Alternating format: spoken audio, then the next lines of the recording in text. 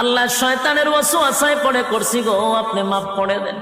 চোখের পানিগুলো ছেড়ে দিয়া যদি আল্লাহর দরবারে আপনি দরখাস্ত করেন, আমার আল্লাহ বলেন, বান্দারে যৌবনকালে যদি একবার ডাক দেস, আমি ৭০ বার বান্দা তোর ডাকে জবাব দিই।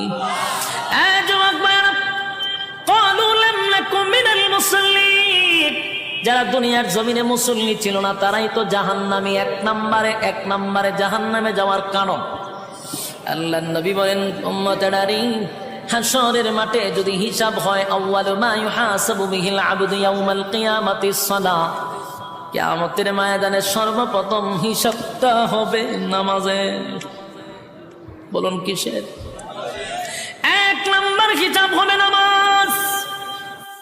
অথচ আমাদের সমাজের মানুষ নামাজটাকে বড় অবহেলা করে, নামাজ পড়ে না, হেলায় আর কেলায়। জিগাইল